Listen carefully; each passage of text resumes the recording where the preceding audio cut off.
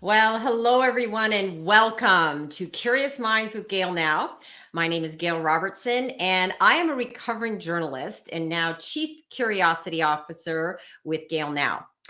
I help manufacturers both tell and share their stories. And I didn't have my opening today because I wanted to get right into this topic because there's so much that we have to offer here today around not only understanding what we need to do when it comes to generating content, but looking at what opportunity there is and some tips that we're going to be giving you on how you can get out there and like seize the day and grab those opportunities. So here we go, talking about opportunity, none other than Greg Mischio. Hello, Greg. Hey, Gail. So did I pronounce your last name? I meant to ask you that. Well, I always say when you're in Italy, it's Mischio, but when you're in the States, it's Mischio. Mischio. Okay, I've been pronouncing it, I think, mostly right. So we'll have to one day if we go to Italy, we'll. Yeah, let's do that. So welcome. So everybody listening today, Greg and I probably share a passion for our background in writing and the written word and the power of written word, which for those who don't know, I came out of working in newspapers, but have transitioned over to digital. And we're going to talk about that too, about those transitions, that it's not as difficult as you may think if you start simple too. So let's start with opportunity. And in my lead in, I talked about, the idea of data and using data. And we sometimes can make assumptions when it comes to manufacturing and content and getting out there, sharing content. So can you talk a bit about your latest report on the manufacturing content benchmark report? Sure. Thanks, Gail. So just a little background, if you don't know who we are and Winbound is, we are a digital sales and marketing agency, and we help B2B manufacturing companies improve their web presence and generate qualified leads. We typically work with manufacturers. That's where at least we focus a lot of our outreach effort, and that's our specialty. We work with these manufacturers who have small or even sometimes no marketing team and are largely sales-driven organizations, because that's really what manufacturing, by and large, there's a lot of sales-driven organizations because they have complex products, they have long sales cycle, and they have multiple buyers. So it's always just been easy for the industry to hire a technician, an engineer, someone who has in-depth knowledge and expertise of the product. They serve as the subject matter expert, and they go to trade shows and they cold call and they take people out on the golf course. And that's how the industry has been. And it's been built on relationships. And don't get me wrong, those relationships and those salespeople are still critical to the process. And hopefully, unless AI goes completely off the rails, we human beings are still going to be part of this process. But what has shifted, Gail, and as you know, and you probably have talked about this endlessly, is that more of the buying process is taking place online.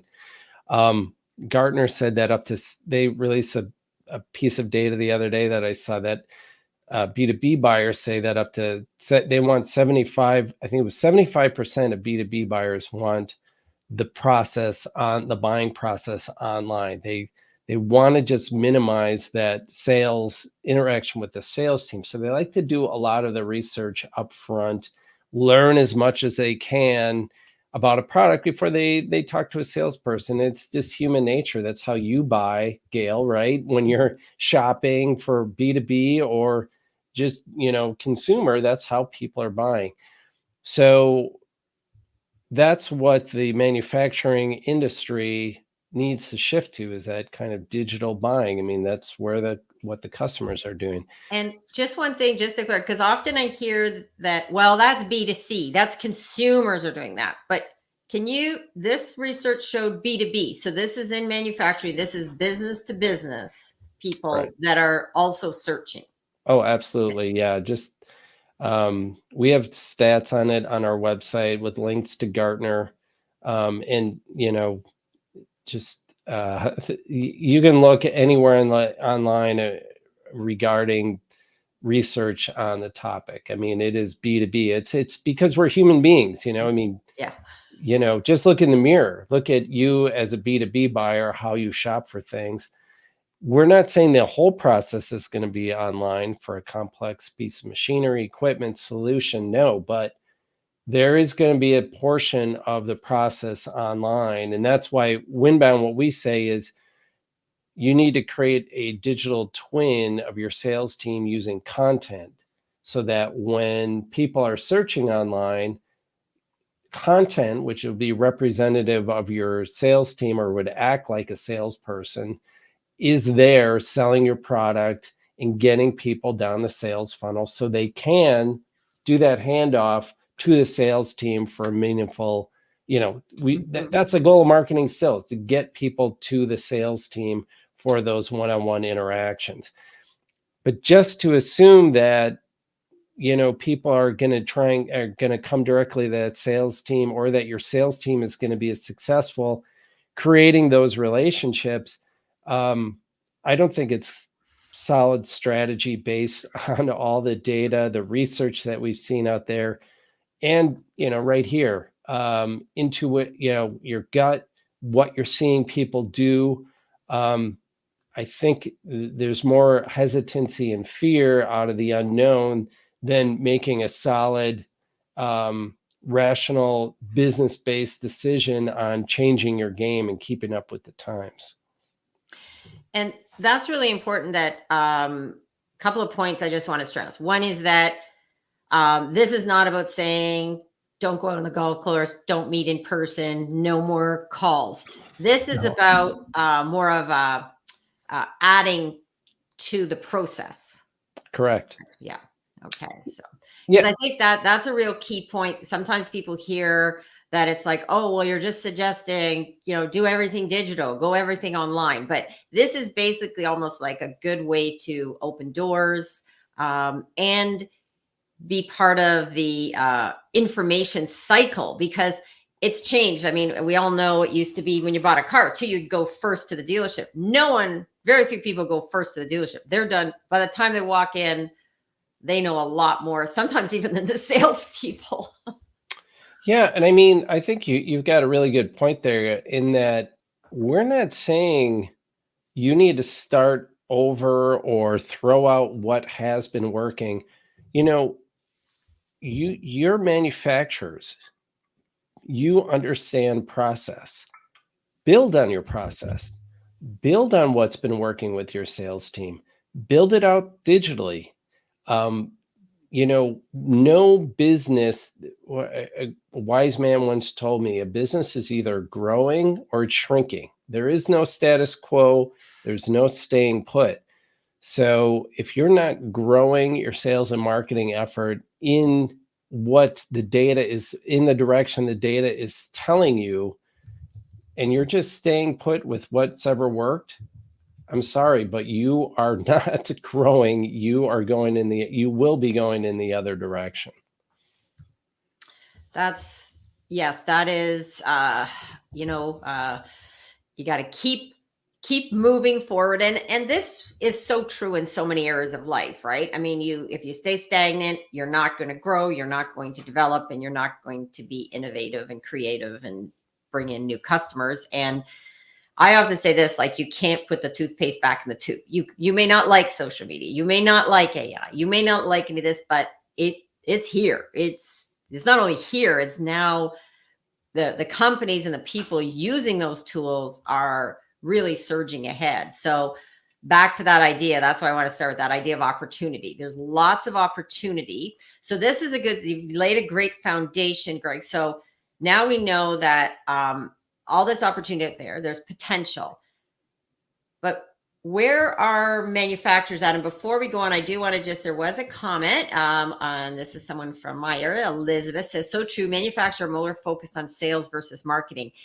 And I think that's where the problem is. They are focused on sales and not understanding how marketing and sales can work together. I like the comment, Elizabeth, and I would add to that, they need to be focused on sales and marketing. Yes. These are not competing areas of your organization. These need to be integrated now more than ever.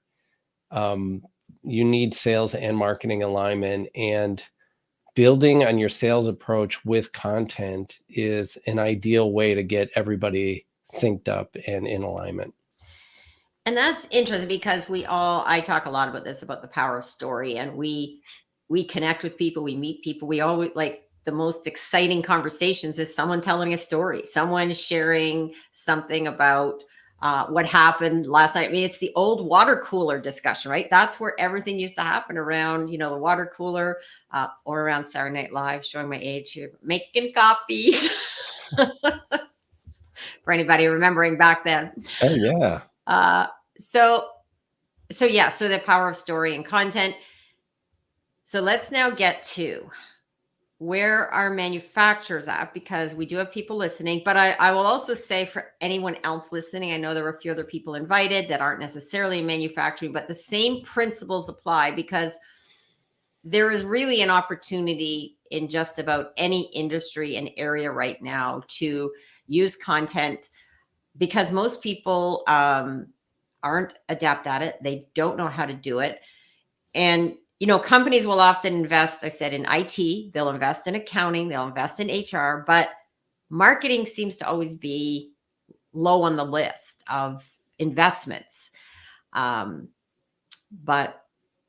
that means money left on the table and lost opportunity, I would think, based on what your report is going to be talking about. Yeah, and I always and just to reframe it in the, try and meet people halfway. If you're a sales-driven organization, if I told you you've got sales territories, you've got northern territory, you've got the East Coast, you've got the South. If I told you there was a brand new territory that just opened up and you've got nobody there, and your competition doesn't have anybody in that territory, are you going to put a salesperson there? And if the answer is yes, then that territory is the digital territory. That's where people are at. So think of it in that perspective. And then this is what we're talking about, is how to get you into the digital territory. That is very important point, Greg, is that I love that analogy, actually, because it's true. There is this whole territory, and I know quite a few companies that have no one filling that territory. Right. At all, like zero. So let's talk about your report, because one of the things that, as I said, I wasn't completely shocked by some of the results, but probably one that did surprise me a little more was the high number of people, and I'll let you talk with us, the percentage of people that had no social media at all, like zero.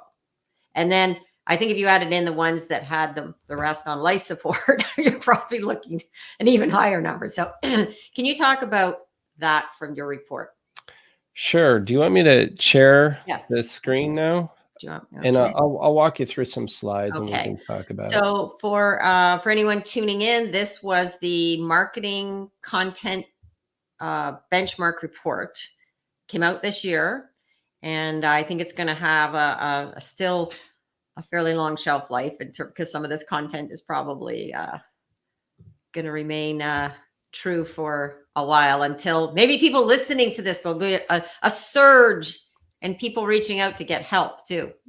Well, we plan on updating it next year too, just to see how people are doing. But the point is we've seen a lot of data that says we have seen some data that says that there are manufacturers who are doing content, using content on their site, and so we really just wanted to see what's the status of the manufacturing industry. Are they engaging in what some other B2B industries are doing? Are they adapting to the buying trends? So we looked at over 400 manufacturing websites. The results, we segmented them under 25 million, then 25 to 100, and then over, and over 100 million.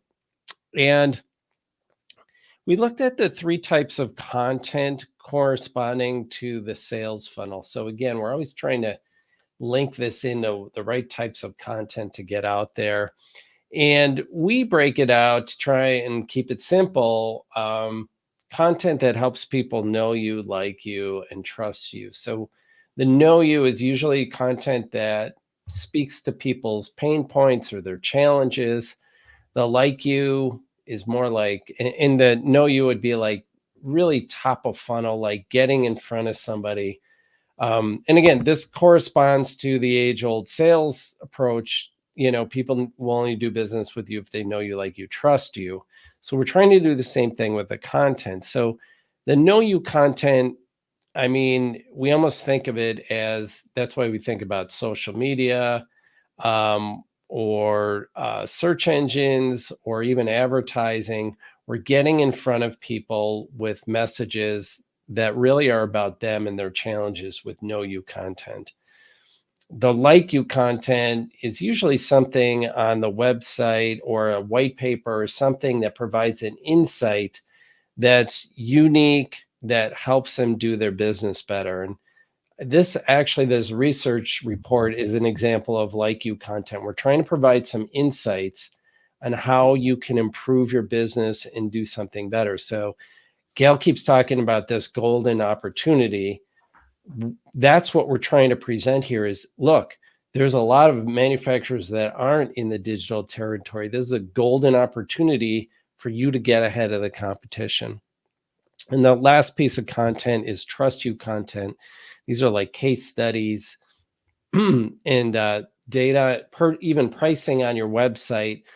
We looked at all these manufacturing websites and try to determine if they had these pieces of strategic content out there. So I'm going to share just a couple findings here.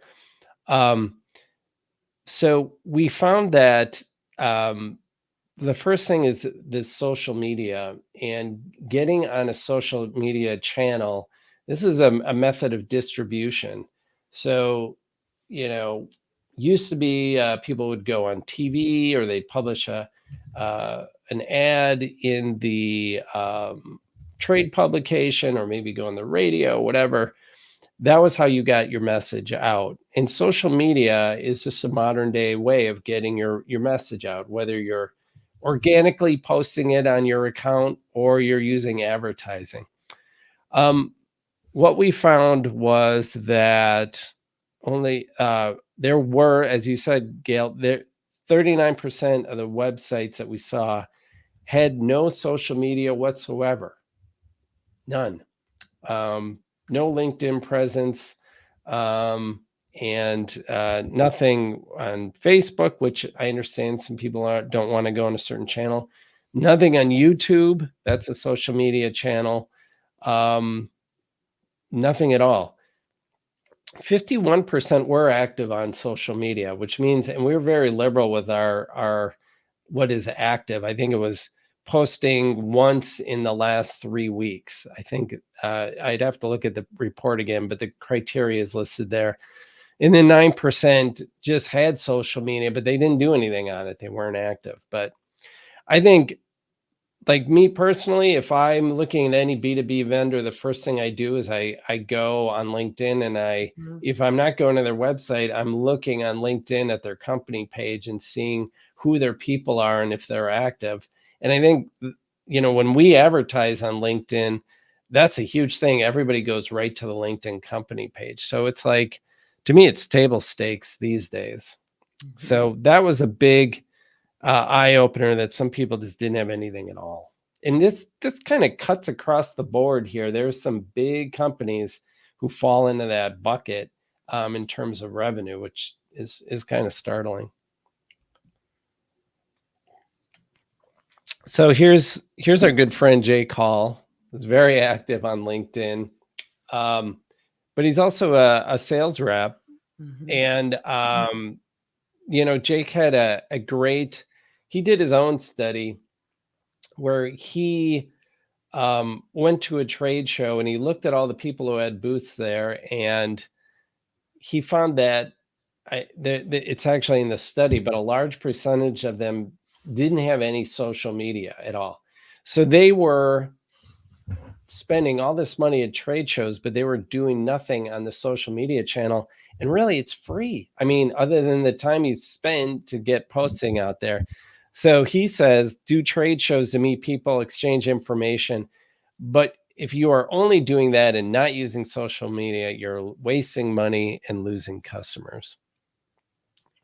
And Jake is the king when it comes to knowing. I mean, he is a content machine. I encourage anybody listening to go follow him, see what he's doing. I mean, it would be very difficult to live at his standard, but you get an idea of, I mean, he has a formula and a system and a process of posting content, and it's very engaging content too. So really good example of someone who's connecting the dots.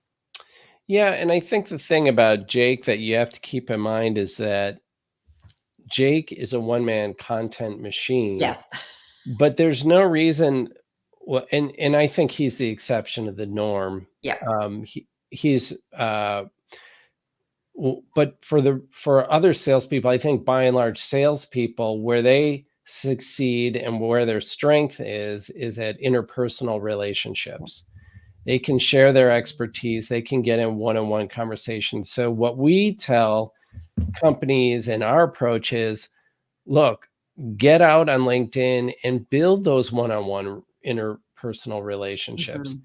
Get out there and comment on other people's content. Make those one-on-one connections. Use it as a networking platform, because while Jake does post a lot on LinkedIn, his strength is making connections with people and then taking those connections offline and getting these one-on-one conversations. You can leverage your marketing team to help you build the content if you want to post content. But really, you can be extremely effective just commenting on other people's content. Let me see. I didn't lose. Let me get this back. Here we go. Hold on. Okay, there we go. Now I know. Now I know how that button works. Yeah, there you go. I did want to stress, for anybody question too, because Jake is a good example. You don't have to necessarily be at his level. But the other thing, I had Jake on my previous show up with Gil now, and one of the things he talked about was where he started from. I mean, and that's what I really think people forget, is that he didn't start where he is now. He started in his basement and they were pretty rudimentary videos. Like, he was doing some things that, not at all where he's at now. And I think that's people sometimes are afraid to just start. But at the time he was still rocking it, but now he's definitely expanded on his knowledge and skill. But hey, I'll be honest. I don't have the following that Jake does, but I've built my company not by taking that approach, but by posting quality content. I haven't tried to build a huge following. What I've tried to do is build my referral network. Mm-hmm. Reach out to people, build community. I get referrals. That's how we've built Winbound. And then I definitely target certain people that I want to make connections with, but building that referral network comes first, and it kind of serendipitously leads to those referrals and helps you build your business. And the previous post I just did, it started with, I think it was like, be authentically yourself. Be like, don't try to be Jake. Don't try to be Greg. Don't try to be Gil. Be who you are. So I think the other area that I see in manufacturing is a lot of the salespeople come from more of an engineering background. And I've discovered this, that sometimes there's a real reluctance to get out there and post on social based on, I don't know if it's fear, uncertainty, a mix of things. And yet and I know we're going to talk about this a bit later in the show too, is the whole idea of a digital twin. You know, you can still take your knowledge base and just put it, and whether you're comfortable in video, whether you're comfortable in writing a post about it, I said this for a long time. Keep it simple. Get out there and post something. If you get always asked by a customer about something, talk about ABC. And that's all you need to talk about. And even if it's simple, it's amazing. I think everybody assumes that everybody knows certain things. I think the biggest issue is people assume people know, and most people just are afraid to say, I don't really understand that, but I don't want to look dumb, so I'm not going to ask. Right. Right. And they'll appreciate you taking the time to explain and educate. And to your point, Gail, I mean, look, take the pressure off yourself. Just post something that you're comfortable with, that you feel good about, and you know it to be true. And you know, don't measure yourself by other people's standards. Measure yourself by your own, and share your knowledge. And I mean, I get people thanking me all the time if I put a helpful tip up. And I will tell you, the other thing is, it's highly rewarding to share your knowledge and help people out. And you can also use the platform to help other people, to not just sell your product, but to connect with other people and do other people favors. We always say it's a great platform to pay it forward, to connect people. We have a mutual friend, Dan Bigger, who is fantastic at connecting people and helping people out. And I know he derives great pleasure from it. And I know you've done it in the past, Gail. You're doing it right now for me, just by, you know, sharing my story. But it's a great way to build community and help people out. And it is addictive once you get in there and you get positive feedback, and you know, you get that real sense of reaching out and helping people. You know, that's a good point. I mentioned I just posted that post on Sunday night. And it was kind of something I fairly quickly put together. It was an event I got to last week, but I didn't get a chance to post about it. And what I've discovered is a couple people I know this Jake Carls in the Midday Square. It's this whole, it opened up, people came and comment. I'm like, what a small world. So that's the other thing that you find when you post certain things. You know, things will come to light about someone that knows someone that you know in common. And to me, it's like, at any event, you know, you're talking to someone comes along and said, hey, I didn't know you knew this person. And so begins a whole idea of a relationship. And before we go on, there's a couple more comments come in. And Elizabeth, who I did meet through initially at an event, then we connected on LinkedIn, and now we're friends and we do work together as well. So she wrote, sales, marketing, relationship building is the key to success for any industry. As Kurt Anderson would say, that's a mic drop moment. Absolutely. Thank you, Elizabeth. She definitely gets those three things. She does well in all those three areas. And we have Inger's here, another person that understands about paying it forward and supporting others. I mean, most of the work she does on LinkedIn is lifting up other people, interviewing people. She has 2 shows. She's been attending trade shows. This woman is really rocking it in terms of someone who has really stepped into her power in terms of work she's doing. She said, happy Tuesday, Gail and Greg. Tried comment. Oh, LinkedIn, but it's misbehaving. Yes, I did drop a comment on LinkedIn to come on over to YouTube. If anyone's over on LinkedIn, come to YouTube. You can drop a comment. I can respond there as well. And then Inga wrote, Jake Hall is so right. Social media is here to stay. We may as well use it to amplify what we're doing. Yep, in real life. I was just going to say, I mean, Inger is a perfect example too of somebody who, I think she would probably tell you this herself, came to the platform very, very reluctant, unsure of herself, nervous about posting and video.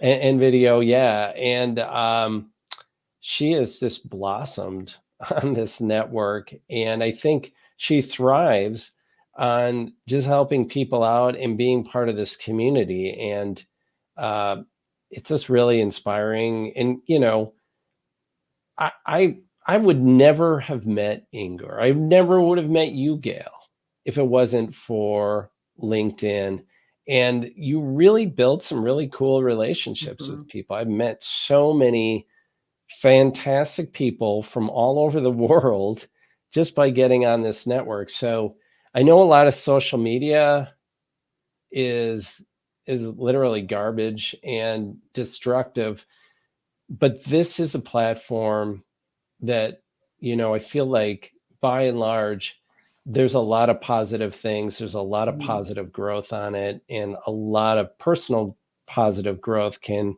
result from it.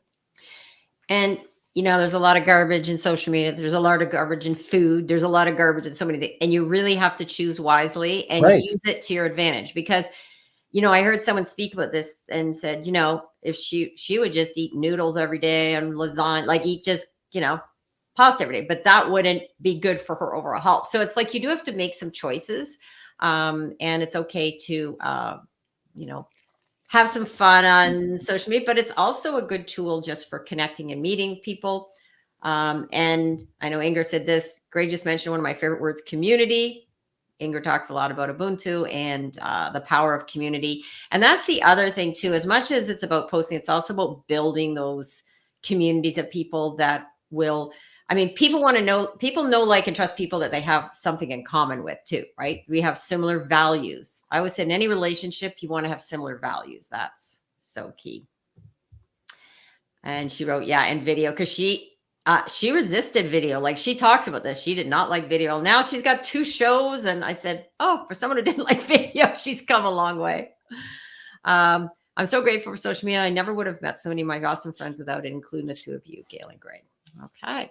Yes. And okay. So let's go back to, let me get this back up on the screen here. There we are. Okay. So back to the slides and your report. Yep. So this is another one, percentage of manufacturing websites with a blog. Only 21% of manufacturers have an active blog on the website. 74% have no blog whatsoever on their website. Wait, so 74, 3/4 have no blog at all. Yeah, that is true. And wow. To me, just in the world of search engines, this is such a huge miss. Let's say 2 things here. First of all, there's no doubt that video is the most effective method for manufacturers. Getting video of your products out there is critical. You have to demonstrate, your equipment, your processes, your service, and video is so powerful. That being said, search is still a huge part of of how people find solutions. And even blog posts that explain how products work and have embedded videos in them can help you rank higher, can help your company rank higher when people are searching for what we call the money terms. What is your product? People will do a search for it, and these blog posts, which have semantic keywords in them and semantic content, and what we call long tail keywords, which might be related to the problem or the issue that they have. If you can rank for that, Google will determine, that will help Google rank you. And if you have great content on it, people will also link to it. They'll showcase your content on their site. So like this report is already getting people to link to it because it's original content, it's original research. And this is going to help Winbound work for keywords like manufacturing marketing agency. That's how SEO works. And I think that's the big miss that people don't understand about blogs is the SEO value. I will also tell you, that's the current state. As we migrate and as ChatGPT and AI becomes bigger in the marketing world, and people start to use a little conversation panel to ask ChatGPT questions, it's feeding off of this content Mhm. And we had a client, we've just written a ton of stuff for them on their product and their service. And we always were having problems ranking. There was a big Goliath in the field because we've written so much on this niche. They went over to ChatGPT and asked ChatGPT who was the best foundry for their particular niche, and they came up as an option ahead of the other client.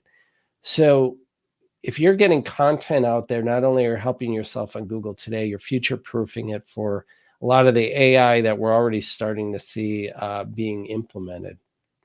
So I think a blog is so critical. And like you and I were talking about before, Gail, create that thought leadership piece that really shows your ideas, shows your expertise.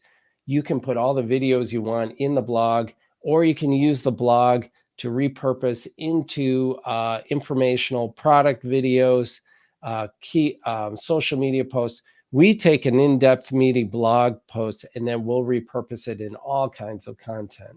Mhm. That's really helpful. And I think the other thing is for people listening to, another option could be, you take the video and you can recreate it into a blog, and transcripts are good, but I also recommend that you take the transcript and you adjust it, because you do need to, video, and that's why there are sometimes scripting. There's different approaches. And as we know, writing a blog, also there's a whole process and planning that goes in, and it's words you use, links you use, and the other thing is, I'm going to say, for a lot of people right now listening, this may seem overwhelming, and that's why there are people like yourself. There's Megan Ziamba does write. There's a lot of people that offer services of writing content. I help more on this strategy. So one of the things I do is either some clients I will do some of the writing, but I also recommend other people and agencies, someone like yourself, Greg, because I know you have that knowledge too in this area. And it's all about, though, investing in this, right? That's I've had discussions recently with people around investing, whether you hire a bookkeeper, what are the things that you don't want to do, and maybe you don't like. If you like writing content, I'd say spend some time each day. We're going to talk about that. I want to put that down, about some tips of where people can start. Well, let's talk about that now. Let's go to, what would you recommend if someone's listening saying, listen, I don't know about this yet, but I might want to commit some time to doing this. What would be some suggestions you'd give to people that want to say, the do-it-yourselfers? So just think in terms of the know you, like you, trust you format, and think about, first of all, on the know you, what are their challenges? What are their problems? What are the big issues you're helping them solve? And sit down with your sales team, absolutely, to brainstorm these. Think about, and the like you, what are what are the insights that they might not be aware of, then how they could improve their business? There's specific ways that they can improve their business. They might not even realize it. Think about those. And then the third one would be the trust you. Are there customers whose stories you can tell that you could share that would prove that you've delivered? That's one thing. And then I would also think, like, especially with your sales team, what are the typical objections that the sales team gets? What are all the reasons why people are saying they don't want to buy from you? And get that content on your website and address those issues. We actually we publish our pricing on our website. If you go to Winbound's site and click on the approach and pricing tab, you'll see our approach, you'll see our pricing, and you'll see our deliverables. And it allows you to control the narrative. There's all FAQs on there. Get that information out there. Think like a consumer. What is it? What are the questions people have? And try and get that in front of them. That is helpful for people to go, and it's winbound.com. Yep. Okay, I'll put that up. So let's go back to the slides, and then I have a couple other questions because I want to step back and look at things like, developing a strategy, but we'll go back here to, okay, so this is, yep. So this is Andy Crestadina from Orbit Media, a friend of ours. And just back to this blog and what I was talking about with search engine, I mean, as he says, if you do not take advantage of that channel and SEO, you're deliberately letting your competitors win that huge amount of visibility and traffic deliberately by ignoring that channel. So very important. And here's the percentage of manufacturing websites with a YouTube channel. Again, 65% no YouTube, 22 are inactive, and 11% are active. It's not just enough to put the products out there, but you can definitely repurpose and share new videos about your services, different aspects of the products, the equipment. That is a great opportunity for you to just showcase your product and your services in multiple ways. And as our good buddy Kurt Anderson says, provide all the necessary information to help your ideal prospect make a buying decision. So yeah, you might have a piece of equipment, show it, but there's like multiple things that equipment can do. So showcase them all, make a ton of different videos, use them to stay in front of people continuously and get in the game by showcasing all your things. I mean, it's like you go to trade shows to stay in front of people. Think about, social media, search engines, paid advertisement. Those are all ways to stay and act like take that trade show to the next level. And then here's a link to the report. There's a bit.ly link there, and make sure you use only lower cases, or you can just use the QR code there. And it's also on your website as well, right? If they go. Yeah, if you go to the website, you got to go to the blog. We wrote a blog post with some of the findings, but this right here, you can download the report and there's no email address required. All right. That's excellent. Well, that is a lot of information here. And so we've talked a lot about, jumping in, getting started, what to do. We know what's missing. We know there is, I like that term, golden opportunity. What's interesting is that I've been saying this for quite some time, but having now the data and the stats to back up what on a very small scale, what I've seen, even in the area that I'm working in, I do a lot of work in mold making, is that there is this, I often say there's so much opportunity and people are missing it. So now you've kind of proven that there is opportunity. So let's step back a bit now, because we talked a lot about the how. Let's talk about the need to sometimes, we talked about before we went on air, the idea of doing that overview, stepping back, looking at the, planning out, mapping out. What can you talk about that from your experience, the need to have that overall, I call it a roadmap, but can you maybe give some context to that? Yeah, absolutely. I mean, that's critical. You don't do anything without a plan, right? I mean, what is your plan? What are the key pieces of content you need to produce?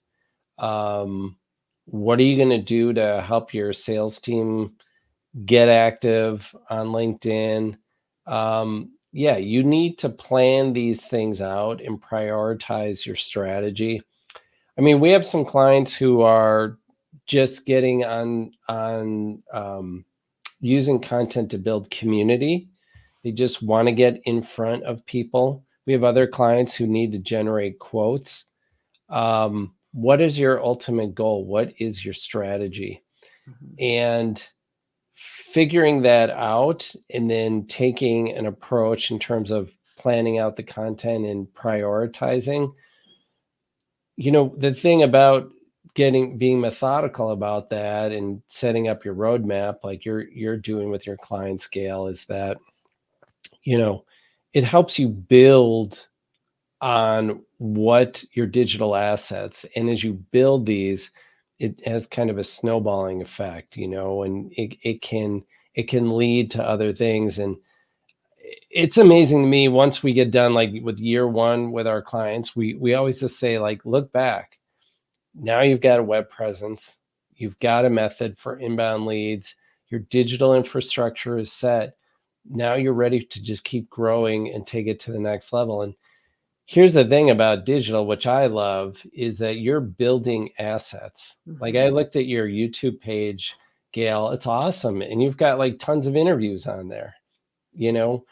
It's really cool to look back on that. And I would say, if your customers are looking at your site and seeing that there's all this content, and look at how you are part of the modern day world and you're sharing your expertise, it's like what, a multi-page resume from the old days. It just shows how much expertise you have, and convinces people that you're the right people to work with. And thank you for that. And one of the things that with my YouTube channel, yes, I do have all these interviews. And, one of the things on my list my client work with clients, that's a priority. But the other thing that I need to do more of, and I do it somewhat, but there's more opportunity there, is to take clips from these interviews and use those as, nuggets to share. And that would be something, the reason I do some of this is I'm able then to make these recommendations to clients, right? Because I know that if you invest in doing a podcast show, or, spending time on a video, you can take clips from that and repurpose them. And so I guess you now have the strategy plan, you have your roadmap, and then the next thing is the execution plan. And then that's basically putting the steps in place. So I want to ask you about, I just saw, I think Mark Schaefer, there was an email that came out today and talking about, it was one of those headlines that said, don't put your content on LinkedIn. But what he was really saying is that put your content first on the blog, and then, you can repurpose. So we talked about that a bit earlier, but I think just to go back and hit this again in terms of invest in your main content. And then, even if someone was to have someone help them invest in their main content, then the sales staff or the owner, whoever, can then pull from that. So can you maybe talk about that? And if you have any stories of, success around that idea? Yeah. It's, once you've got that core piece of content,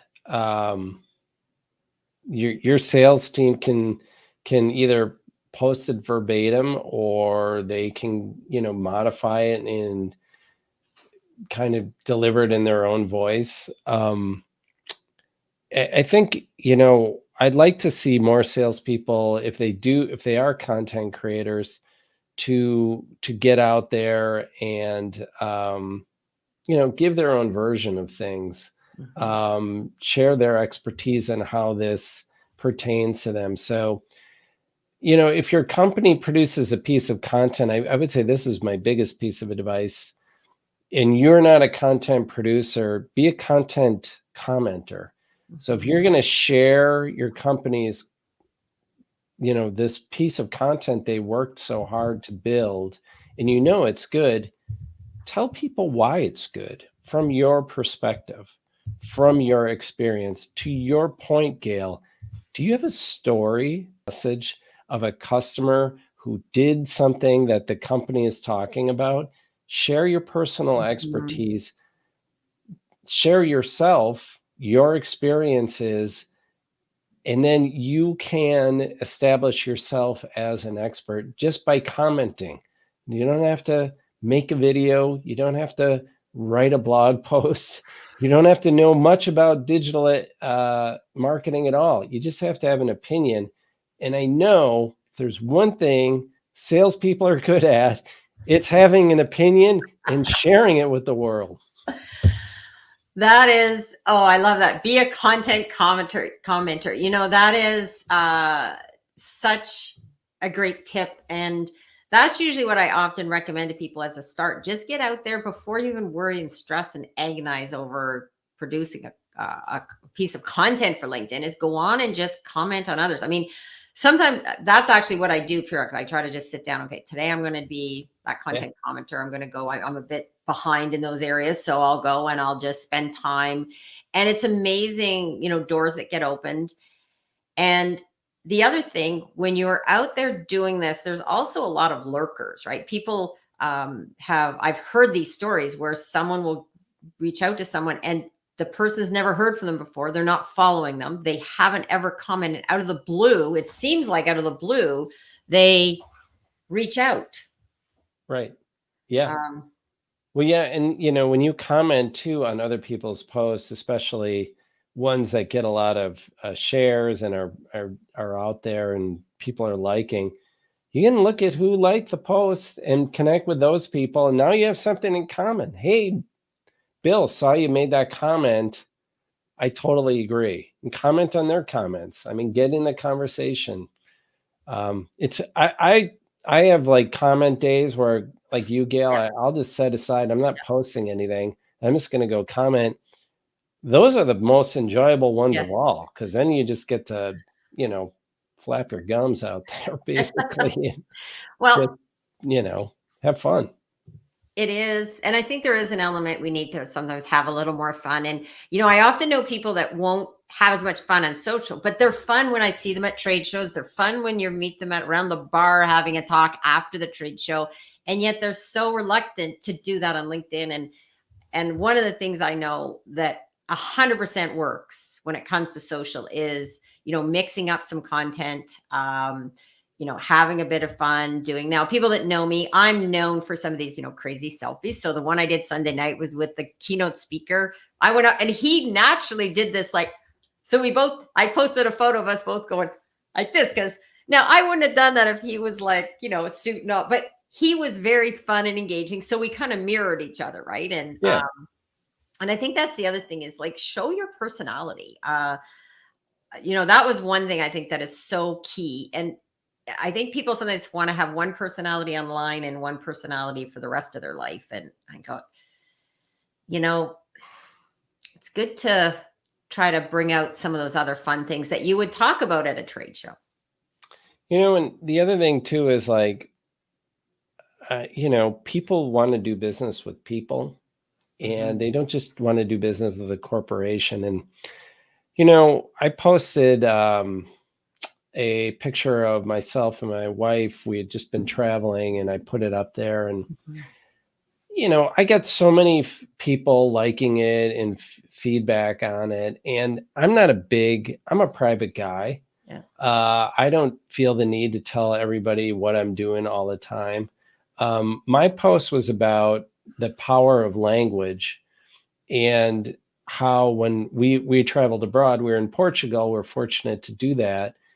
But we learned, we had some tour guides who were teaching us Portuguese and how to pronounce it. And just knowing some simple rules helped us understand so much more about what was being said, even just so we understood how they were pronouncing locations. And that getting out there and understanding people's language can just bring you together.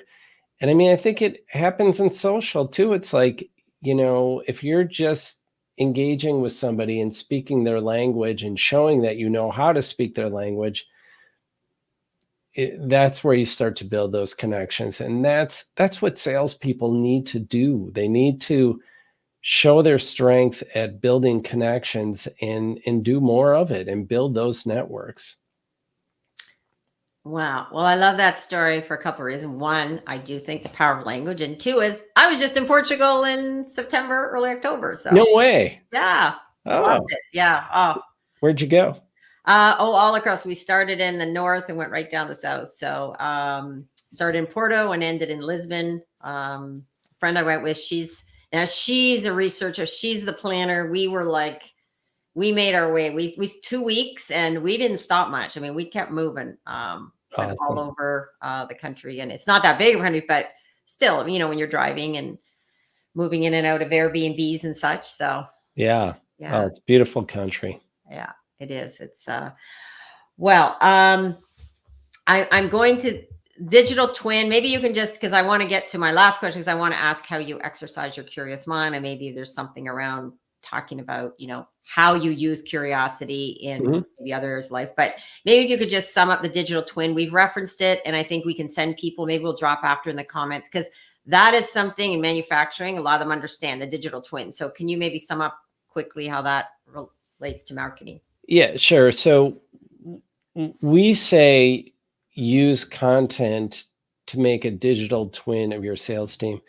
And I have to be careful with this. I've learned, Gail, that manufacturers are engineers, very literal people. So when I say that, I have to explain it, because we're not creating some kind of AI No. robotic thing No. out there. What we're saying is a concept.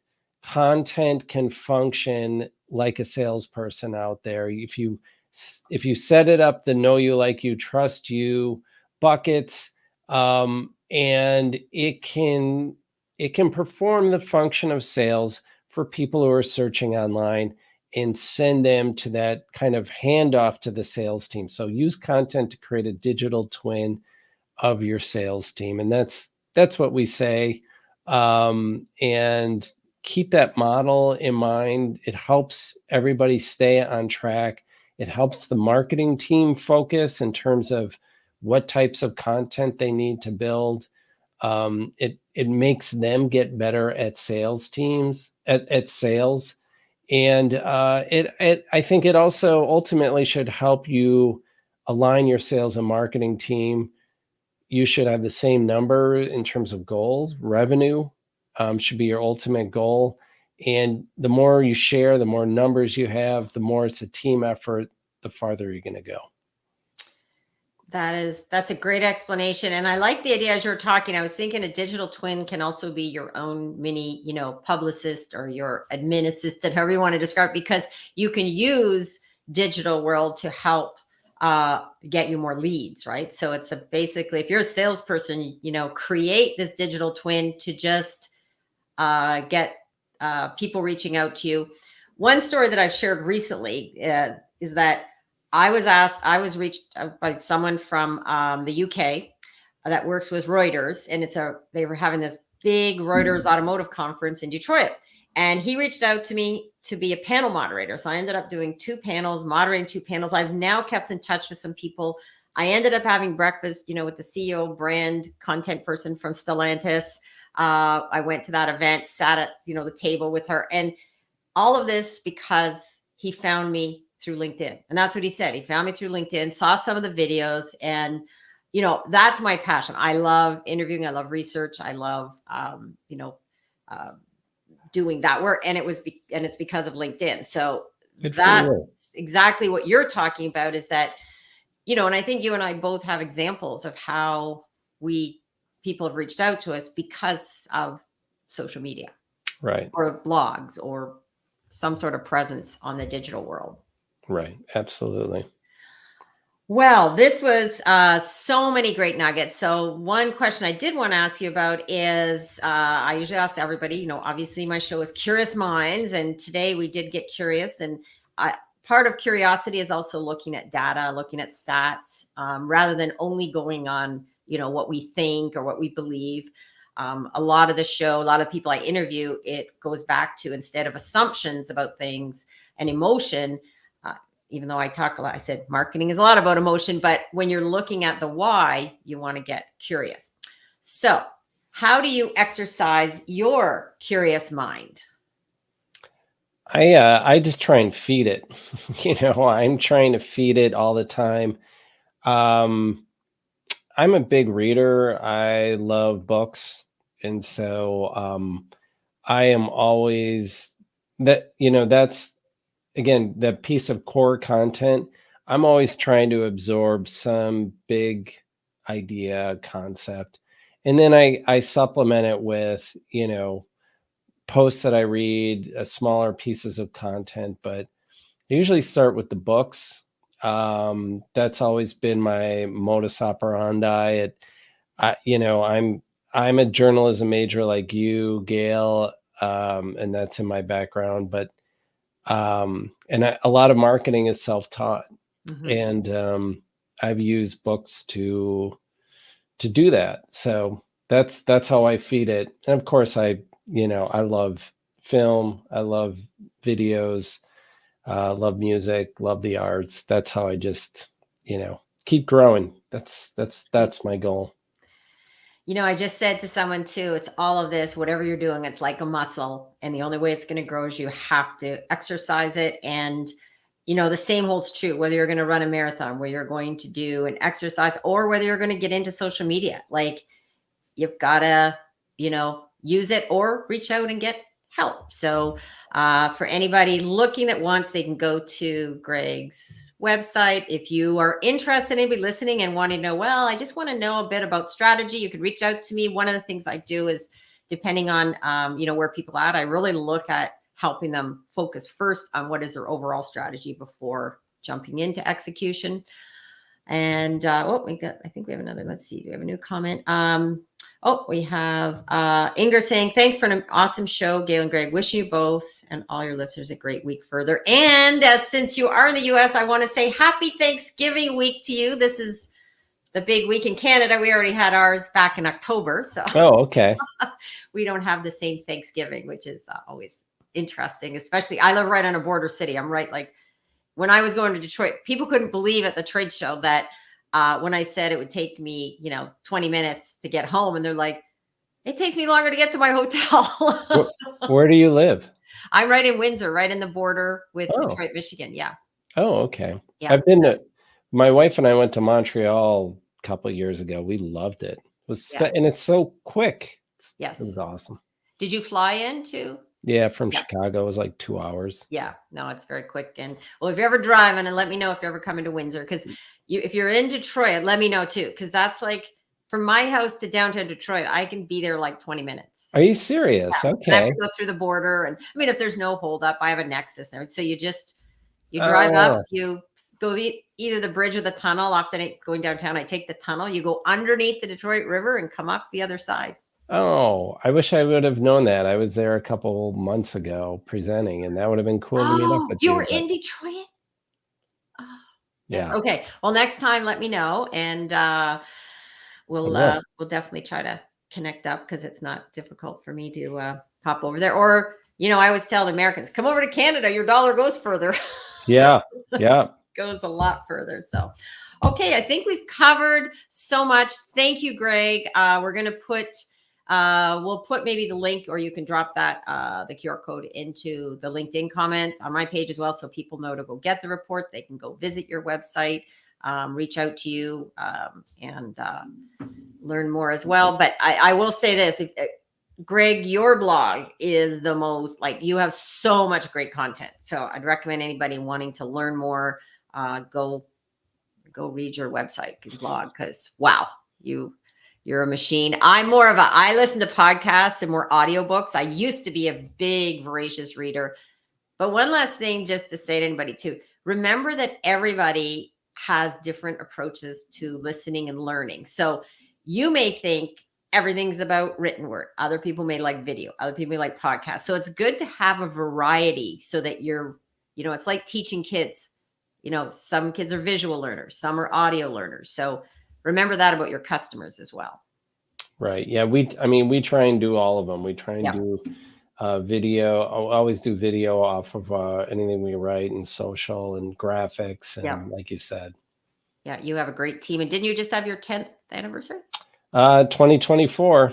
So. Oh, that's coming up. Okay. Well. Yeah. We're not there yet. Two more months. Yet, but yeah, see, I saw something though, so it must be coming up. So, yeah. Okay, I'm going to have you go in the green room. I'll just pop in there in a minute. We'll wrap up there, but I'm just going to do a quick wrap up.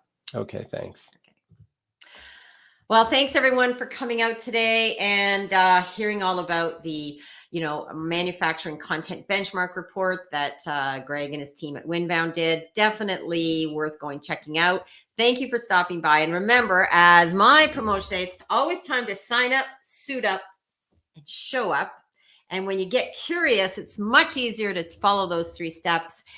And a big part of it is deciding that, the sign up part is all about mindset. You first have to decide that you want to do it. The suit up is exactly what Greg and I were talking about today, doing the research, putting the effort in, and then it's about sharing it and showing up in the digital world.